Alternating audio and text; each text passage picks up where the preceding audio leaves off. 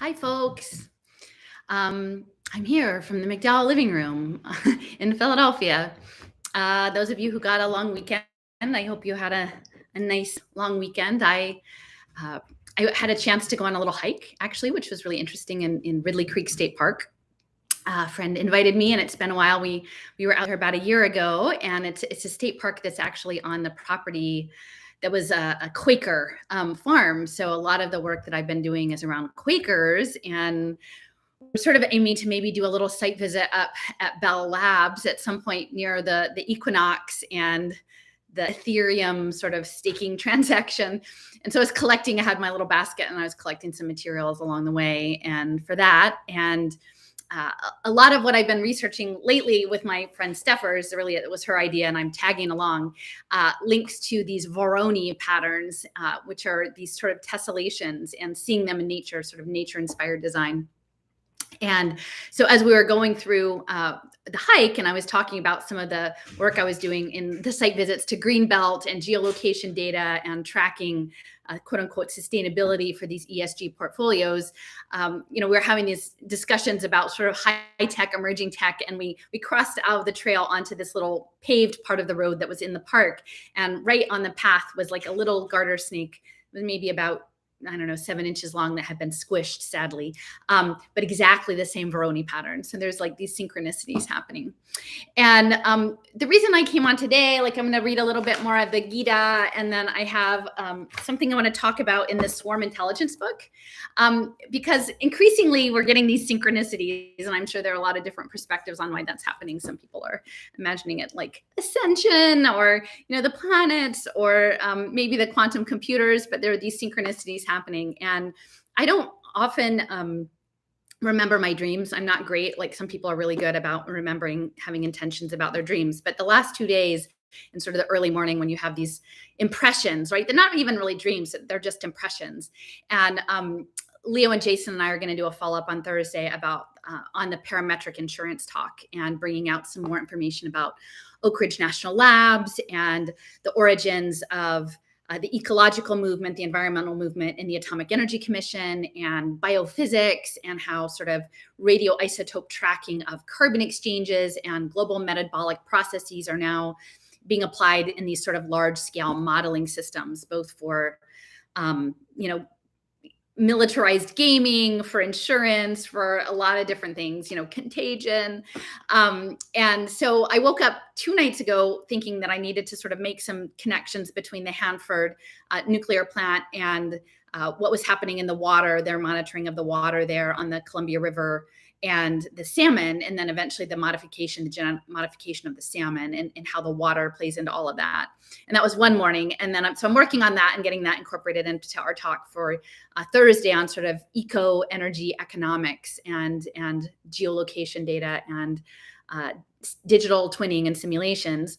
And then this morning I woke up and something was just in my mind. And if you've listened to the talk that I did about the LDS Church and Disney and Pixar and file compression and pixelation and CAD and creating reality, I woke up, and that's been several months that we had that talk, thinking about Project Genie and the Utah Teapot, which was sort of central to that conversation. And then what I realized, I got my cup, came downstairs, got my cup of coffee, and I looked and I saw that Silicon Icarus had a follow-up on the Greenland piece. And this one literally, like in the second or third paragraph, started to bring up Project Genie. So I thought, well, that's a really interesting synchronicity there, because I woke up literally thinking about Project Genie and needing to sort of get back in terms of the modeling, the mesh-based modeling of these Voronoi patterns and reality and synthetic reality, and then seeing it right there on page 2, or the digital page, so such as it is. So,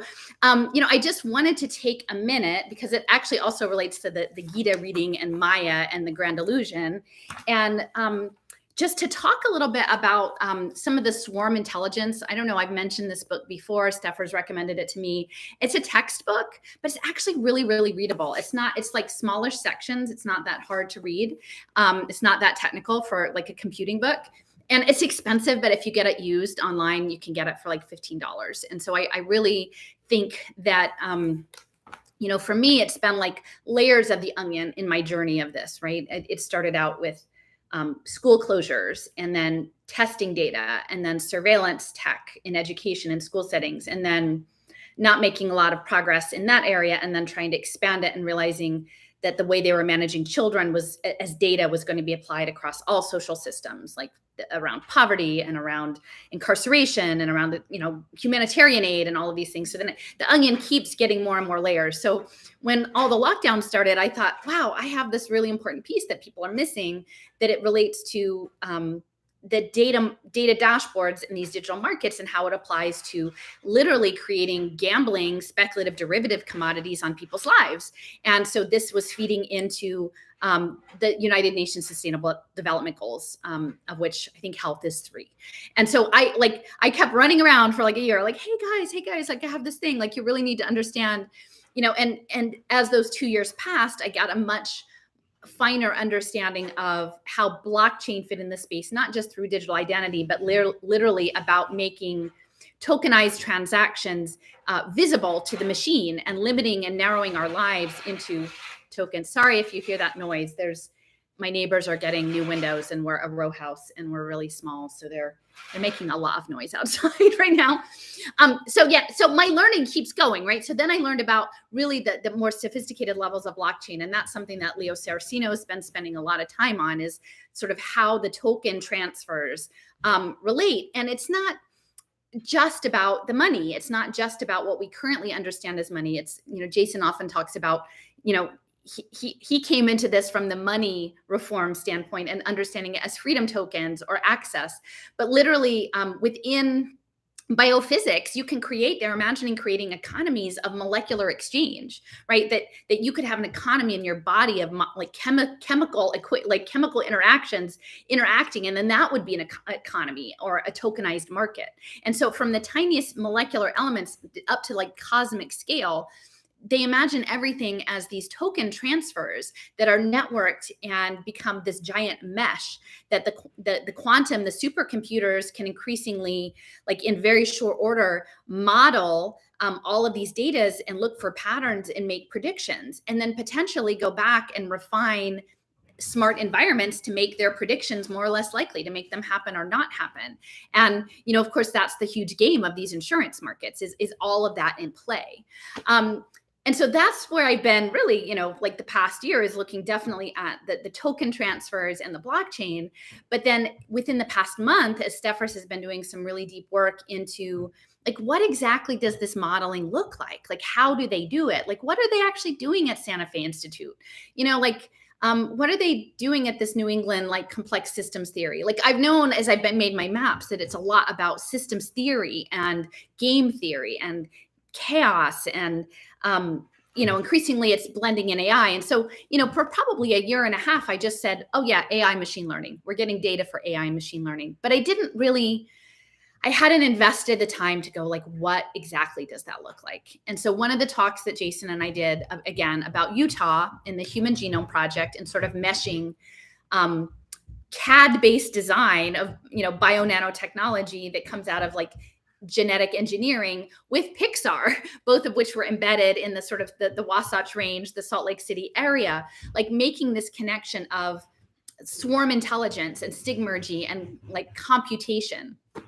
And so now where I've gotten to is I'm really interested in moving towards like, what are these mechanics? Because this stuff, the game theory, like it was deeply embedded in the Cold War. Like oh gosh, I'm trying to remember. I think his name is Louis Fry Richardson. And so Leo texts me some pictures and he's like, I'm in the library looking up weather forecasting, because the parametric insurance is a lot about weather. And here's this guy from, I think he was in the First World War, maybe. So in the teens, I don't think it's World War II. It's possible it was World War II, but making weather predictions and then about atmospheric movement. And he was a Quaker pacifist. And so when he found out that the War Department was using his predictions about weather fronts for chemical warfare, he refused to participate. And then he decided to start modeling geopolitics, right? And quarrels, what do they call them? Deadly corals. And so he was using his statistical probability to model conflict, model war, pretty much, or like, and it was under the sense of trying to engineer peace, which all sounds really good because nobody wants to be really against peace unless what that means is that we're all shut up with nanobots. And the first time we start to get in a conflict with someone, like we get ratcheted down, like within our, like, you know, like some kind of frequency weapon to like make us like lobotomized or make us like leveled out, because then that's not who we really are and we lose agency. So there's all of these pieces moving with the game theory. And, you know, it was interesting for me to see this piece that's in Silicon Icarus. You can go and look at it. And like this community memory was really central, and it was at Berkeley. And so Berkeley, is where the cyclotron work was done at the Berkeley National Labs. The cyclotron was getting these radioisotopes to track things in ecosystems that were done in the Cold War, and in the name of protecting the environment from fallout. After they dump fallout on everyone, then they would say, well, now we need to model the radioactive activity through the lakes, through the forests, through the soil. And so these radioactive tracing mechanism, this is the track and trace. It goes back at least to the, like, I think mid 30s was when the first cyclotron was created. And that's embedded in the Berkeley community. So when you have a Project Genie, which is what I woke up thinking about, Project Genie, because the gentleman, Evans, I think, he left Berkeley and went over to create the University of Utah, which is where they were modeling the very first thing in the internet. The first teapot went into mathematical equations and went into the internet. That was brought directly from Berkeley on purpose, like by DARPA. They created the University of Utah's computer department to do graphics and modeling and simulation. And now all of this modeling is being built into the predictive analytics, and it's all on blockchain. And so the blockchain, like these distributed network systems of token transfers of everything from like a fungi and a root transferring phosphorus being represented as a token, to someone like a refugee buying food with their retina as a token, to your ability to unlock a door to go to work is a token. All of these token transfers then essentially both limit our social relations, and then make them visible to the machine, and then allow the predictive modeling and computation. And so I feel like when the piece was talking about the community memory backed by Bank of America, I don't know, a year ago, 6 to 8 months ago, would have seen that and see, yes, that's Bank of America, and that's Pay for Success Finance, which they're very much involved with. And this is about like getting the data to model these derivative products, that's exactly where I would have been like 6 or 8 weeks ago. And it's not that that's not part of the story, because that's the stepping stone to the story. But then the next stepping stone is the tokenization of collective memory, in terms of imagining us all as stackable mind files, people being reduced to a mind file, which, someone recently called me a file, an annotated file, that we are all become these annotated files. Like maybe the thing that is Bank of America, which maybe isn't even human, right? Like I don't think there are humans at Bank of America. I'm not saying everyone connected to these banking systems is inhuman, but ultimately it's a structural system. It's a system of domination that's largely run by computers now, right? And we've even got BlackRock's Aladdin, in running these things and crafting reality, potentially crafting reality with 3D printing and biophysics and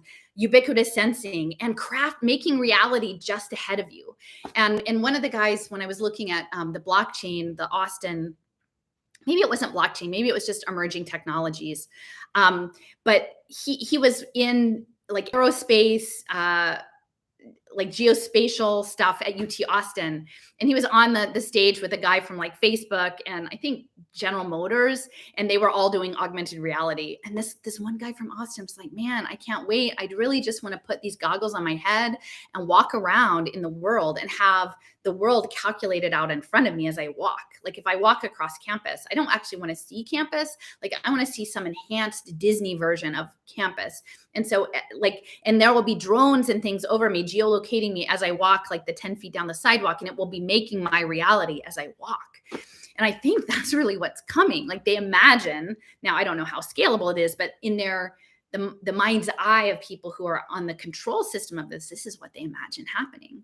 And they need to get vast quantities of data sets on all of us. And so I will just add, like in this context, I'm mostly off social media now. Like I'm not on Twitter, I'm not on Facebook. Like occasionally people send me things that are bubbling up in this.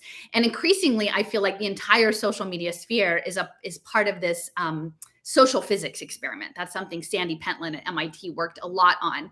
And these Voronoi diagrams are actually like tessellations, and 3D tessellations, like multi-polygons in cubes, and they're all related and they all sort of interact in spheres of influence. And so if you imagine that, like, yeah, we're not exactly, our mind file isn't like a stack of coins. Like that's maybe one way to think of it, as a blockchain mind file is stacks of coins.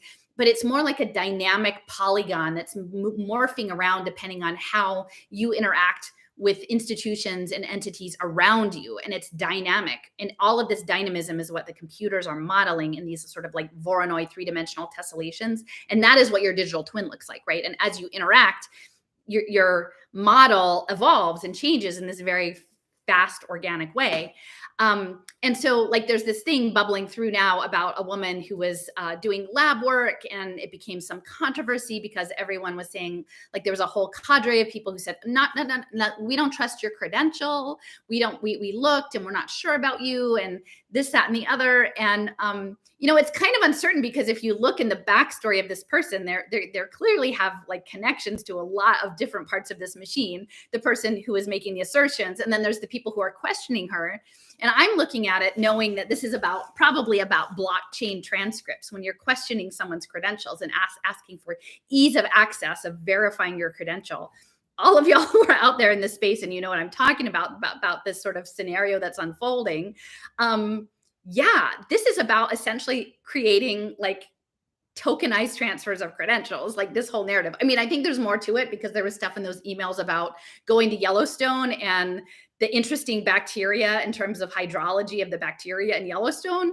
And this person actually seemed to also have connections to like Arctic or Antarctic lakes and microbes. So all of the biogeochemistry stuff that's bubbling up out of this like molecular design, like it's very interesting to see these players and their stories and what's behind them, and these bits and pieces that are being curated, and they're meant to be polarizing, right? They're meant to be triggering. In fact, someone like forwarded me that I was on a list of some team about this, like a team on someone's website. It was apocalyptic yoga. And I said, you can't put my name on a team. Like, I'm not on your team. I don't even know what you're talking about. Like, no, take my name off this stuff. But there's tagging, right? Like when that person says I was annotated, we're all being annotated so that we're like in these little polygons, and they know you, like they know if you're a terrain theory person or not. And then they drop this thing in the well and into the field, and they can see how everyone acts, and then they can tag you for further refinement. And that's how it is. It's shock, tag, shock, tag, shock, tag. And all of the digital media that we're consuming, this included, I'm not saying I'm out of this, right? Because we're all trying to tell a particular story based on where we are in the machine and like our own perspective on it. We can't tell a story that we know nothing of. So we're embedded in this story too, as we're telling these stories. They want to know how you react so that they can tag for the community memory, right? For this community memory machine. So the other context on this before I read the bit about Sugarscape is that there's some sort of big international 2-day webinar thing going on about like crypto skeptics, people who are saying what the problems are with crypto. And in that space, my understanding is, like, I watched a couple of them yesterday. I haven't watched them all. I'm kind of thinking I might spend some time to actually try to get a beat on what stories were being curated in that space. The few that I listened to were very much either pretending they didn't know what the Web3 was, or that the Web3 wasn't a thing. Like it wasn't needed, it wasn't important, it wasn't going to happen. And so to me, that is really upsetting is to see like this again, like you can see how high level these people were, but there's a whole crew of people out front to sort of make the problem crypto. Some of these people were pushing central bank digital currencies and stuff, Bitcoin. Like they had all had their angle, but none of the angle was to say, hey guys, like we're walking into a webbed reality, this matrix, literally the matrix that's been built by the military industrial complex with Hollywood, with high tech, mind control, like all the stuff layered in with like MK Ultra. But like at this point, I'm sure they're in collaboration with the Soviet, the Russians and all the stuff they did during the Cold War. Like they're really high level sophisticated analysis about like warping your mind, like the whole Maya, right? The grand delusion. And so these people, that wasn't really their angle, was to say like, let's not build the digital empire. It was simply to keep a narrow conversation. And so what I'm trying to say is, and I'm not pointing fingers or say anybody's wrong or anybody's story is not valid, but I feel like my task as I've picked it up is me and a few people that I collaborate with, is that we surface the stuff that's out in the distance that's coming. And then it's not really even out in the distance. I mean, this game theory stuff, I mean, this stuff is 30 years old, right? Like this is not new. It's new to the general public, occurring to us that we should know about it because it's the whole control mechanism, but it's spinning out ahead. And, I would say probably 70-80% of the folks who are on social media are still stewing around in just strictly health freedom stuff. And then, then there's some that are moving into, okay, we get metaverse, we get automation, we get these things. And then, but there's not a lot of people who are bringing it to Web3. I mean, that's something that Leo has done really good work on, and among others. And Stepher's really good at the imprinting and looking at that. And I really have built on Jen Lake's work around the history of radiation and the Department of Atomic Energy Commission and all of that. Like there are some, but it's small, but we actually need to put in the time to understand it. And I'm not expecting that everybody can do that. I had a conversation with some folks yesterday, and really, like, I think this is a marathon, and there are people who are like, all I can do now is try to build some community and try to like reorient, because I feel really unanchored and ungrounded, and I was talking with Jason about it today, and it feels really uncertain. And yet there are some of us who still have to keep stepping out and trying to create these frameworks of understanding, scaffolding. And I'm not a great teacher. I'm not saying I'm good at this. Like I wasn't ever trained as a teacher.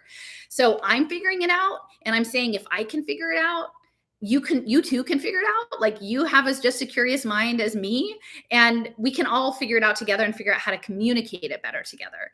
But like within the frame of community memory and Project Genie and the military, like there's a number of different stories that can be told, and not that there's any one story is the right story or any one story is the wrong story. Like you could tell that story and say that this is about finance. And again, last year, that's what I would have said. I would have said, this is about creating derivatives on people. Having spent a month with Steffers, like bumping around in text and things on our discourse channel, now I realize it's about modeling and also working, building, following up on Leo's work around metabolic ecosystems, sciences, and isotopes. Now I can see it's about the predictive modeling, and actually not just modeling as computational equations, but literally like they're going to create these 3D printers. They want to make predictions, and then they want to build shit with these 3D printers and put them into reality, right? And some of the 3D printers could be like printing like tiny little nano things, right? Nano origami, and like stick it in your brain. And then some of these things could be printing tanks or, robot dogs. There's all of this stuff that's happening. And, and who knows, it does feel like they're pretty far ahead, but it's interesting. Like if you're not afraid of it, and I'm not saying we should be afraid of it, because I do think that, in the grander scheme of things, the Gita thing, like it's okay. But if you find it interesting, let's poke around in the interesting things stuff together. So I would say just be mindful. Like I think we have to start stretching ourselves, and it is not easy to stretch, like I don't do a lot of exercise, so I don't really like stretching. Like I appreciate that people like to stay in their comfort zone, and they're like, I know this. This is the stuff I know really well. And I don't know that. So I'm going to leave that to you because you know that. And I'm just going to stay here because I know this. And what I'm saying is, look, we all have, like, maybe not all, but more of us, I think more of us to fully organize effectively need to stretch ourselves into this new space. And the new space is, data analytics and yes, surveillance and control. And that's where most of those people at that conference, the crypto conference, like they understand digital money as a control mechanism. There are not many people who are talking about energetic exchange, current energetic exchange is happening at all different scales from the molecular to the cosmological, and having that tracked in neural nets, and then having predictive analytics run, and then literally possibly manifesting reality. And some of this stuff, I think, and this is really Stepha's skill set, is to look at the way in which subliminal messaging and artifacts are encoded both in print media and digital media, and how low-level stories are being told in keywords and imaging and coloring and sound, because that's all frequency. And it's metaphysics. And these people, they are kind of magicians. They're making their way. And you don't even know you're in the game. Most people don't understand the game that they're in, or they think that because they're, they're on the a certain side that's resisting, that they're not in the game. And I'm like, no, both sides, and like I said, I'm not managed by anybody but my own stuff, here. But I'm sure, like, I'm influenced by the life that I live and the context that I live in. So being able to decode that is important. So if we're just understanding, we need to stretch the conversation, in my opinion, of crypto beyond the fraud, which is true, beyond the control grid, which is true, but we have to understand it about the tokenized transactions of mirroring life into the machine at all the levels, and then understanding the predictions and the controls that are happening in very subtle ways. It could be that they're turning your money off so you can't buy more chips. Okay. Or it could be that the refugee mom who her kids haven't logged into their online assignment is unable to get drinking water, right? It could be very repressive systems. And I think at that level, people understand it, but they're not understanding at the bio nanotechnological level. They're not understanding at a social systems level, which is really all of what digital twin smart cities are about, is to do the prediction and to model. And if you haven't seen it yet, there's a video by Google called The Selfish Ledger. And I'll try to remember to include a link in the comments, but look up Google Selfish Ledger, because what they say is, it's sort of almost like the predator energy that I talk about with John Trudell, and that it is trying to get at that which is life, really. It wants to get into that. And so on individual bases, this is on humans, but I would say that it probably is broadly applicable across non-human life as well, that there's a data set that it wants on you, and then it can troll your file, right? Your annotated file of your digital twin, and sort of figure out what piece is missing, and then decide to tap into your consumer mentality, what you are, what kind of wearable or what kind of smart device would get that data. And then it will fabricate it in 3D printing. And then it will figure out the right price point that will incentivize you to buy it. And then it will get you to buy it. And then it will harvest that additional part of you. And all of those, I think, make up the community memory. And, Licklider and DARPA was central to that. And, he in the 60s was writing stuff about intergalactic memos. And if you look at Trent McConaughey on Ocean Protocol, that's what he's talking about. He's talking about using tokenized impact to create some sort of digital representations of life to send to distant galaxies.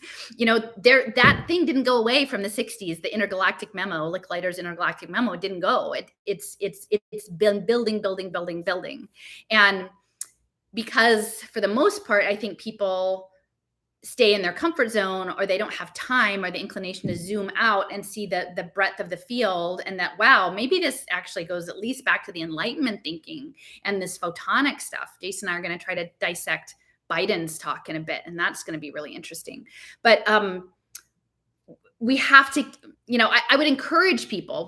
I'm not trying to force people to do what I do, because I have a weird mind, but I would encourage people, like when you see conversations that are limiting crypto to this is a fraud, or a Ponzi scheme or predatory or whatever to insert, hey, I think crypto is about also these other tokens. When Biden's talking about saving our democracy, I think he actually might be talking about blockchain electronic government with tokens. Like that, I think that there are other ways of using this idea of tokenization in environments that will be literally building the matrix like the movie. Like I think that that's and allowing them to model artificial societies, which is what I'm going to talk about next with the Sugarscape, to create artificial societies and model them. So when you're in social media spaces, right, and there's some controversial thing like this woman who's making certain lab assertions, and then there are other people who are fighting her about her credentials,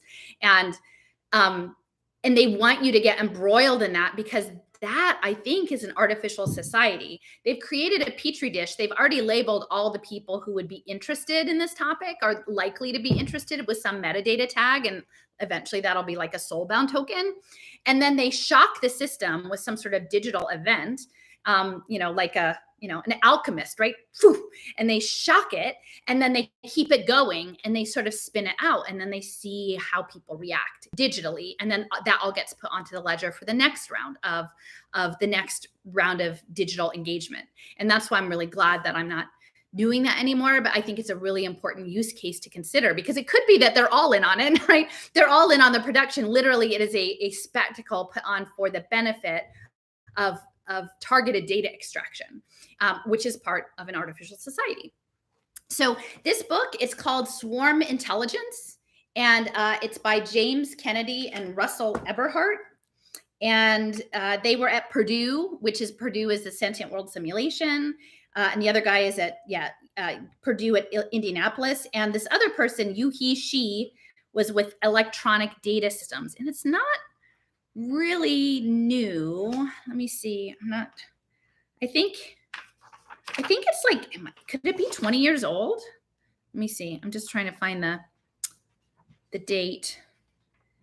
2001. Yeah. So this is a 20-year-old textbook, right? I guess that's why I can get it for $15. But if you don't know their tools, you won't know how you're being manipulated. You will not know that you are in a Sugarscape artificial society as you engage in the latest social media controversy. So this is about 3 pages in this textbook, and it might be kind of dry, but take your medicine. I'll give you a spoonful of sugar once you read it. And hopefully this will give you an idea. And then I'm going to follow up with just another segment from the Gita. Again, recommended to me by my lovely friend Deepti, who says that there's lots of good lessons in there. And I think I saw something about Maya, the Grand Illusion, in there. Okay, so Sugarscape. Josh Epstein and Rob Axtell are economists at the Brookings Institution. Now, remember that the stuff that Leo was doing on Brookings, that was part of that interspecies currency, right?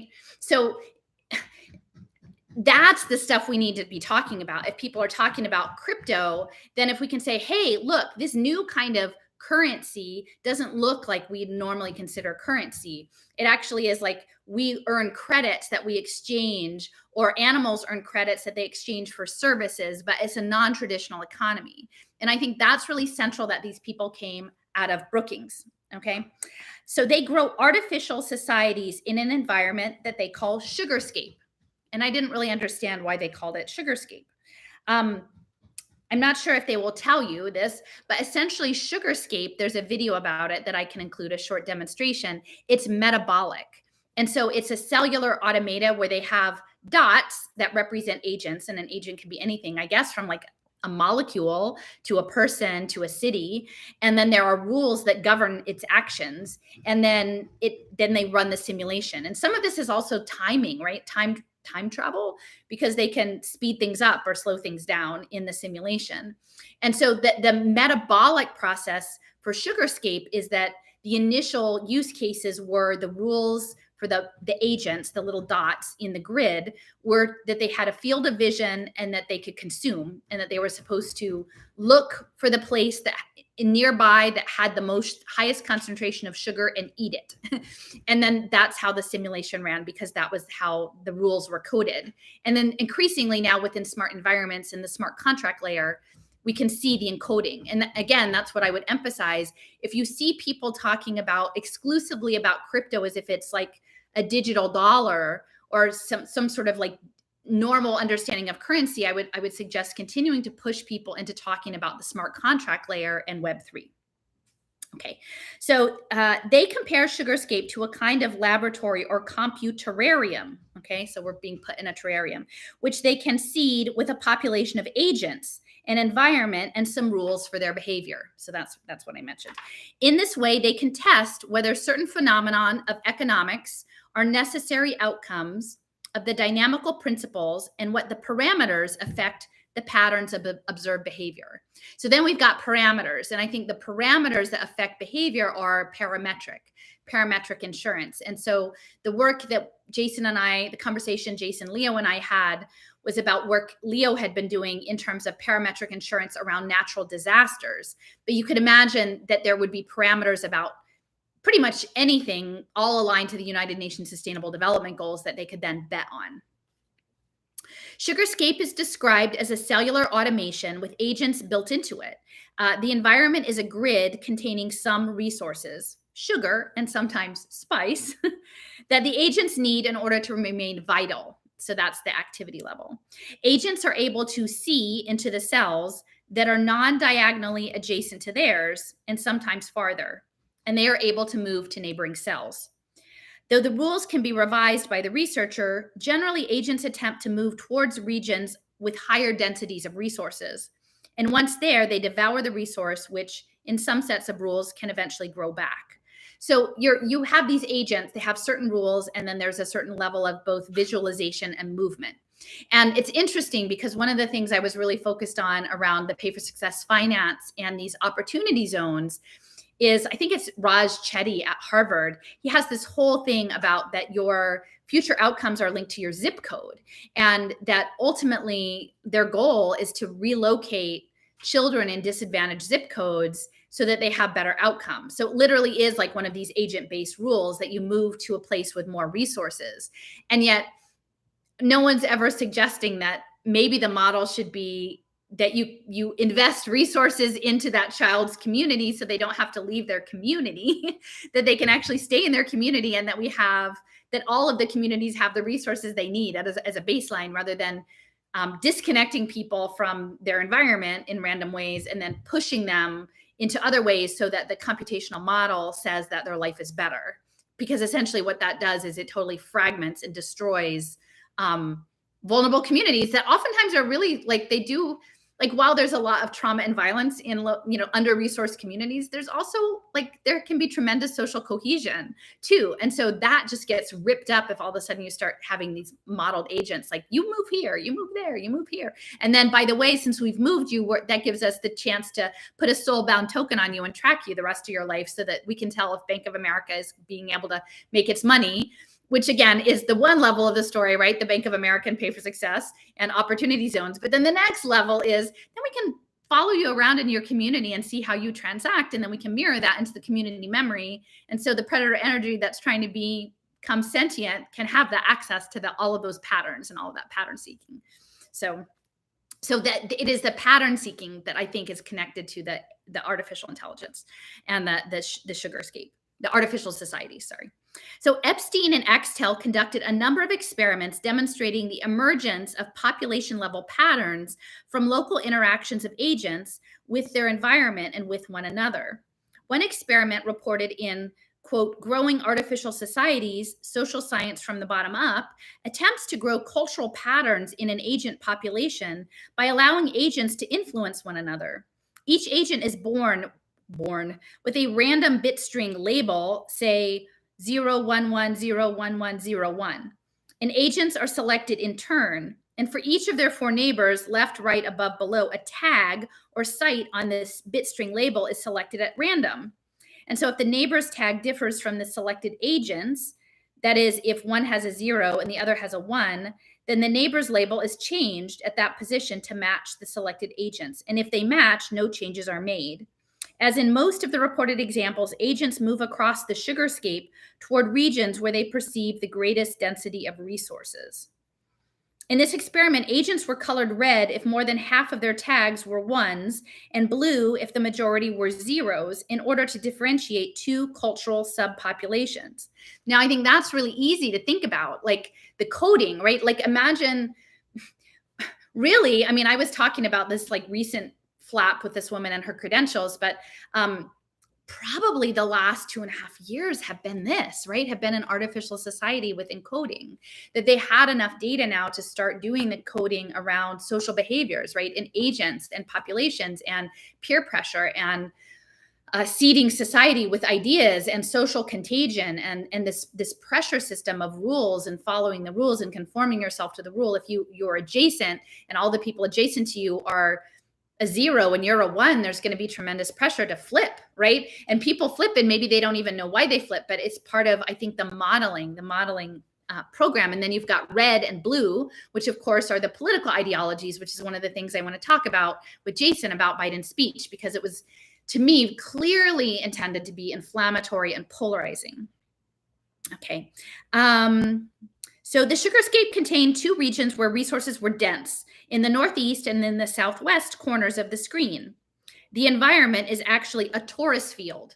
Well, now that is interesting, because in the discussion Leo and Jason and I had about parametric insurance, they were talking about reality being a torus and this donut economics. And the Kavli Neuroscience Foundation actually created a model of neuronal activity in rats, both in free range, mazes, and asleep, where they said, now again, this is the story they tell, they said that all the neuron signaling said that the rat was in a torus, and it has the rat running a maze like a gerbil wheel, only the maze is a toroidal field that they're weaving through, and it goes from natural weaving into a grid, like a gridded simulation, which I think is what's coming.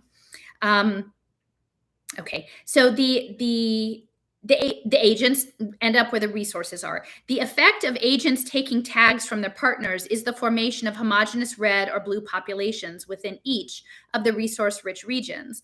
One region may be occupied by the red culture and the other with the blue, or both sites are either red or blue.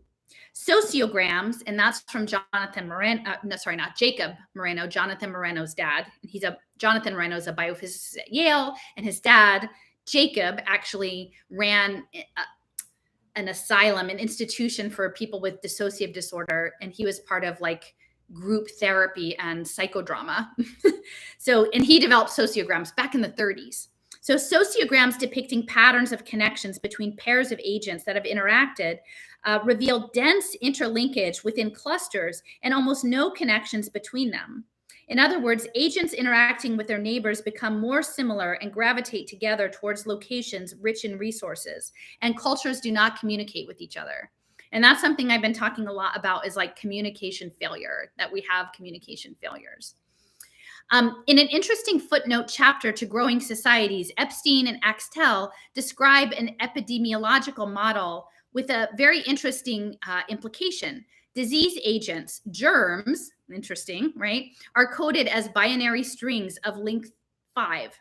For instance, 10110, and the immune system of an agent is coded as a bit string length of 50. If any section of the agent's immune system bit string matches an antigen's 5 bits, then the agent is immune to that disease. Thus, an immune system that starts, and here's a whole bunch of numbers, whatever, gives immunity from the disease caused by antigen 10110 because they match in the italicized section. So they have a long string and then they have a section that say, oh, you're immune. Agents in the simulation were allowed to propagate genetically, evolving immune systems, with fitness being a function of how well the individual's immune system protected them from a number of diseases that existed in the population. And it's interesting because they talk about disease, but I sort of feel like some of this is actually about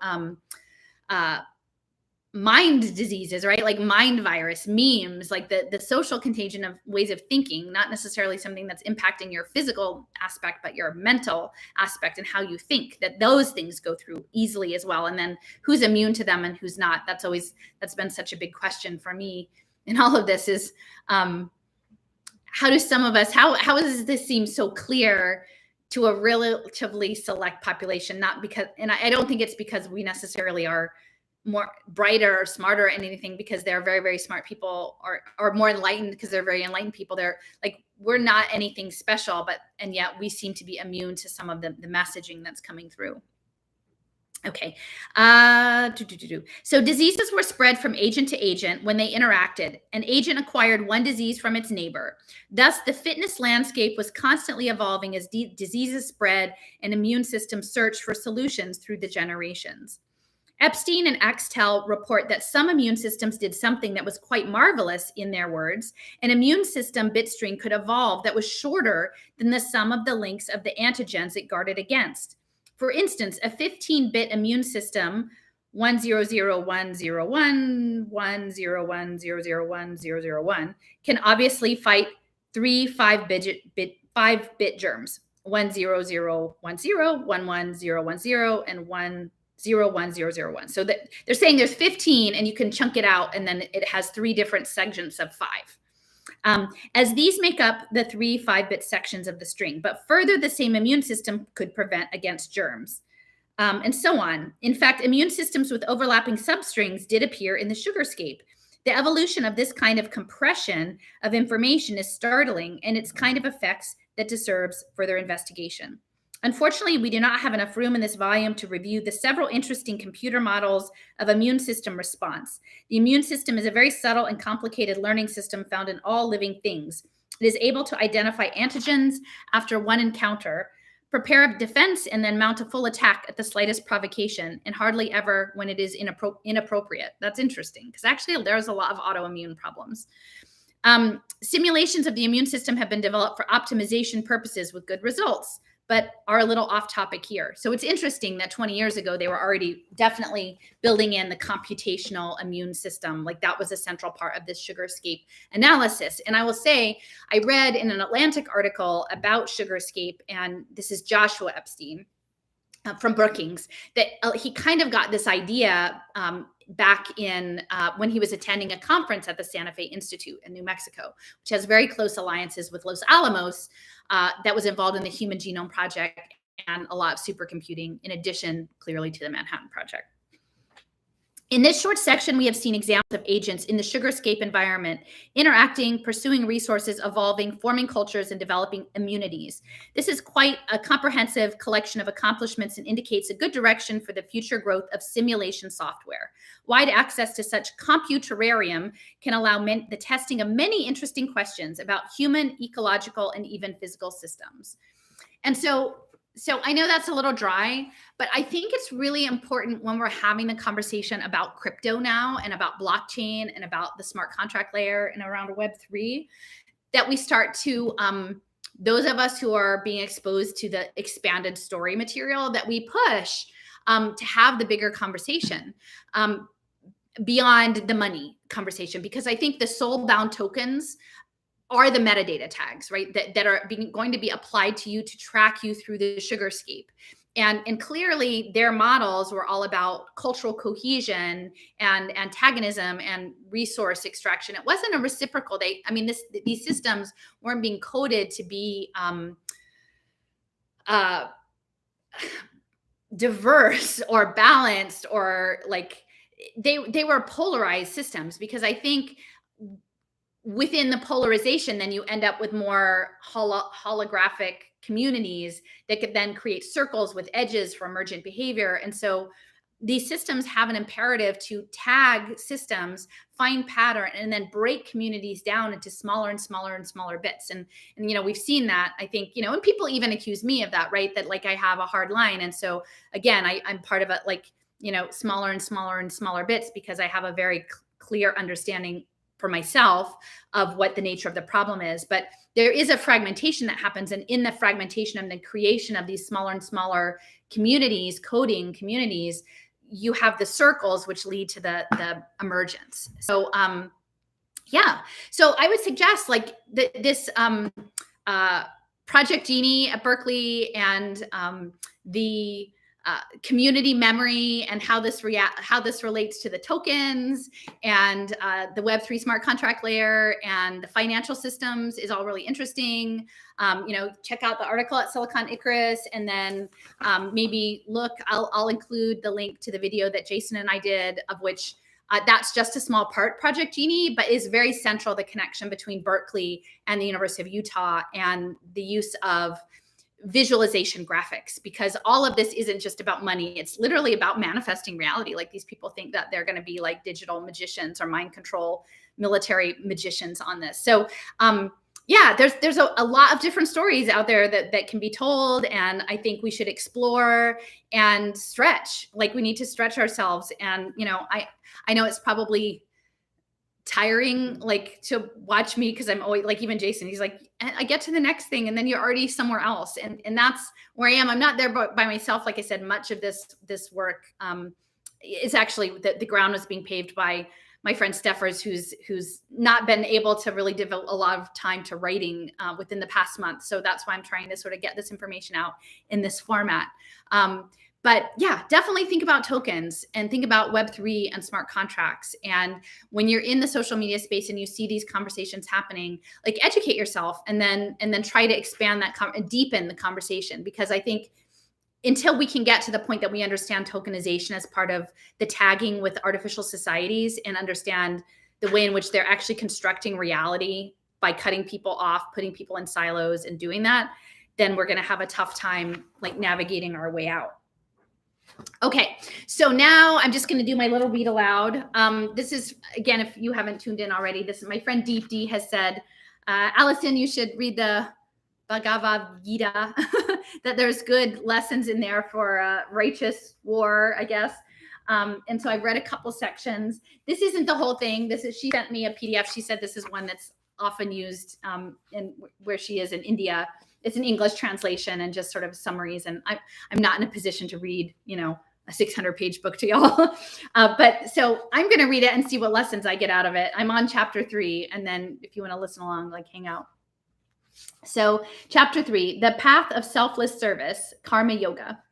Arjuna said, if you consider acquiring spiritual knowledge is better than working, then why do you want me to engage in this horrible war, O Krishna? You seem to confuse my mind by apparently conflicting words. Tell me decisively one thing by which I may attain the Supreme. And the Supreme Lord said, in this world, O Arjuna, a twofold path of spiritual discipline has been stated by me in the past. The path of self-knowledge for the contemplative, introverts, and the path of unselfish work for others. One does not attain freedom from the bondage of karma by merely abstaining from work. No one attains perfection by merely giving up work, because no one can remain actionless even for a moment. Everyone is driven to action, helplessly indeed, by the forces of nature. The deluded ones who restrain their organs of action but mentally dwell upon the sense enjoyment are called hypocrites. Why should one serve others? One who controls the senses by a trained and purified mind and intellect and engages the organs of action to selfless service is superior, O Arjuna. Perform your obligatory duty because working is indeed better than sitting idle. Even the maintenance of your body would be impossible without work. Human beings are bound by work that is not performed as a selfless service. Therefore, O Arjuna, becoming free from attachment to the fruits of your work, do your duty efficiently as a service to me. Let's see. Brahma, the creator, in the beginning created human beings together with selfless service, seva, sacrifice, and said, by seva or sacrifice of self-interest, you shall prosper, and seva shall fulfill all of your desires. Help the celestial controllers, devas, with selfless service, and they will help you. And thus, helping each other, you shall attain the supreme goal of human life. The celestial controllers, pleased by selfless service, will give you desired objects even without asking for it. One who enjoys the gift of celestials without offering them anything in return is indeed a thief. The righteous who eat the remnants of selfless service are freed from all sins, but the impious who cook food only for themselves without first offering to me or sharing with others, in truth, eat sin.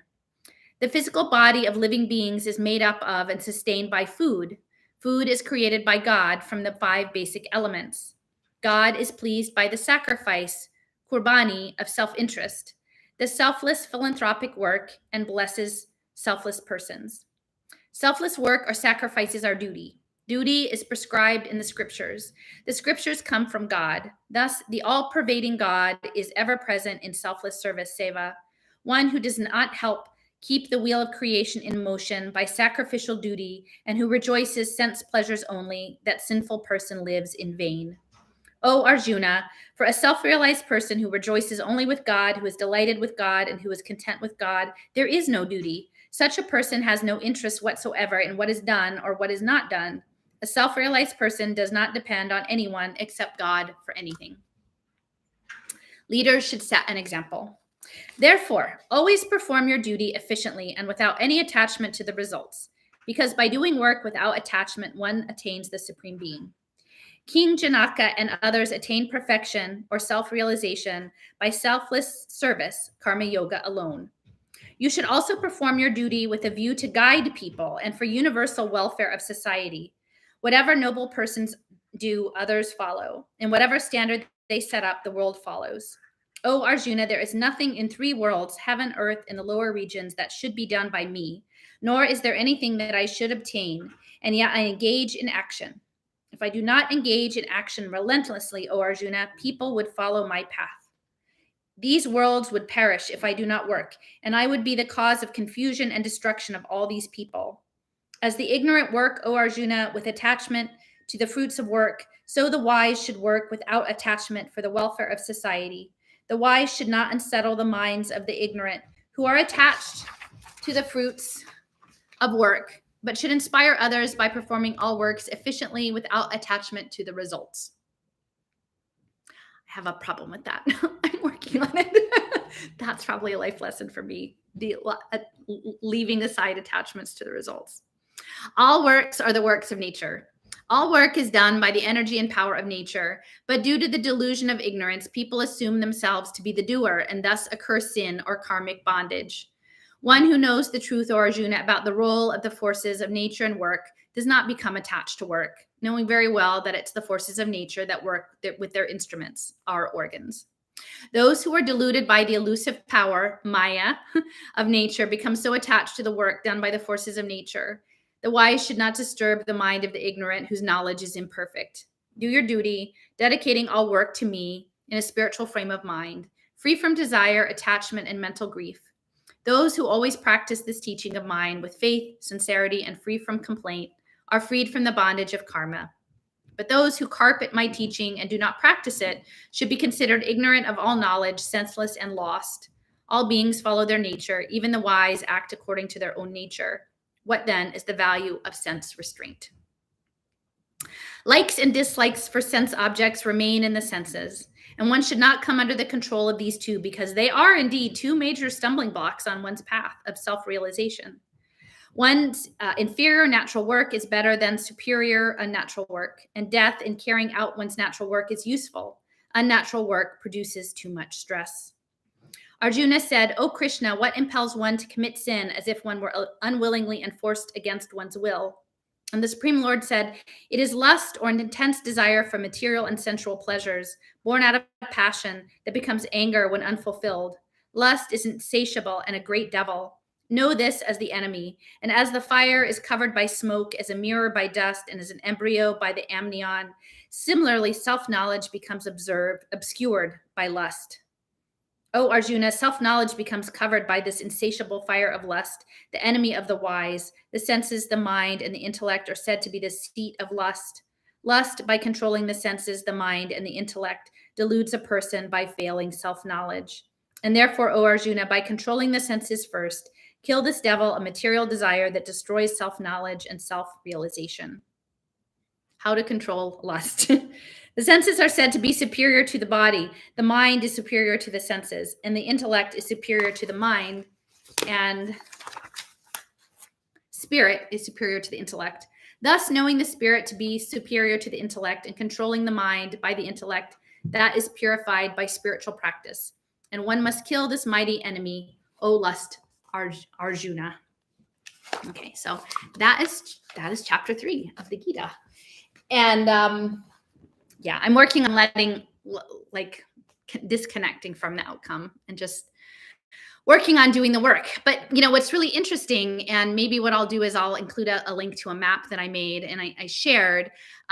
It was in a talk that I did with Shai Danon about the noosphere, and Trent McConaughey of Ocean Protocol talking about sort of the idea of self-realization, self-actualization, the Maslow hierarchies, that you become like a higher self by interfacing with nature through token transfers, really, and through acting out these sustainability measures. And to me, it's very interesting because it connects with a lot of like the Gaia hypothesis and the world as sort of a large metabolic system, really, which is a lot of what Ervin Laszlo is talking about.